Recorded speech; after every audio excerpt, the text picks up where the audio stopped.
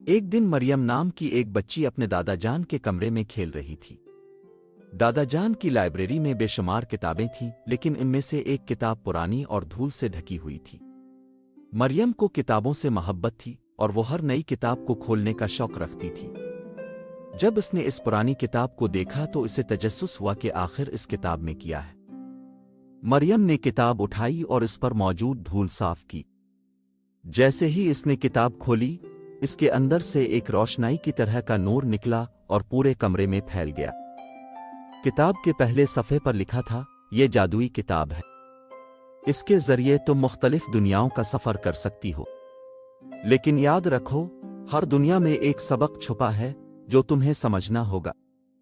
مریم بہت خوش ہوئی اور فوراً کتاب کو اور کھولنے لگی۔ جیسے ہی اس نے اگلا صفحہ پلٹا، وہ اچانک ایک جنگل میں پہنچ گئی۔ وہاں درخت اتنے بڑے تھے کہ ان کی چھتیں آسمان کو چھوتی تھیں۔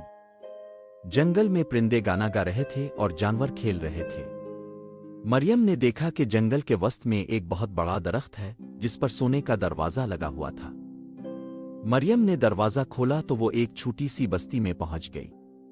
اس بستی میں سب لوگ اداس تھے اور کوئی ہنسی خوشی نہیں تھی۔ مریم نے پوچھا، اب سب لوگ اداس کیوں ہیں؟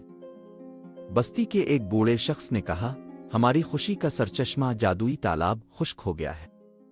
اس تالاب سے ہمیں سکون اور خوشی ملتی تھی، لیکن اب ہم اس کے بغیر پریشان ہیں۔ مریم نے سوچا کہ اسے اس مسئلے کا حل تلاش کرنا ہوگا۔ اس نے جادوئی کتاب کو دوبارہ کھولا اور اگلا صفحہ پلٹا۔ اچانک وہ ایک پہاڑ کی چوٹی پر پہنچ گئی جہاں ایک عظیم الشان درخت تھا۔ درخت کے نیچے ایک بزرگ بیٹھا تھا جو کہہ رہا تھا، جو کوئی سچی نیت سے میرے پاس آئے گا، اسے خوشی اور سکون ملے گا۔ مریم نے بزرگ کے پاس جا کر بستی کی کہانی سنائی اور اس سے مدد کی درخواست کی۔ بزرگ نے مسکرا کر کہا، تمہاری نیت صاف ہے اور تمہاری محبت اور ہمدردی کا پھل یہ ہے کہ میں تمہیں خوشی کا راز بتاتا ہوں۔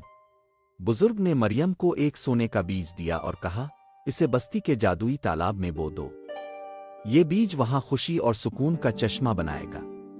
مریم نے بیج لیا اور واپس بستی پہنچی۔ اس نے بیج کو تالاب میں بو دیا۔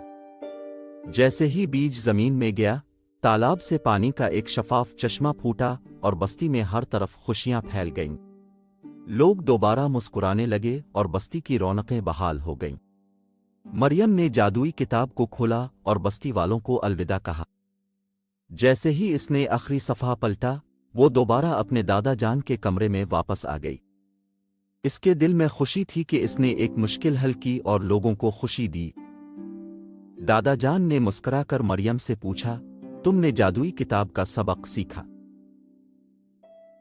مریم نے خوشی سے جواب دیا، ہاں دادا جان، میں نے سیکھا کہ سچی نیت اور محبت سے کسی کی مدد کرنا سب سے بڑی خوشی ہے۔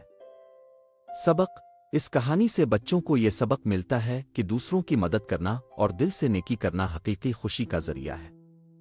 جادوئی کتاب کے ذریعے مریم نے یہ سیکھا کہ مشکل حالات میں بھی نیک نیتی اور محبت سے کام لیا جائے تو ہر مسئلے کا حل مل سکتا ہے۔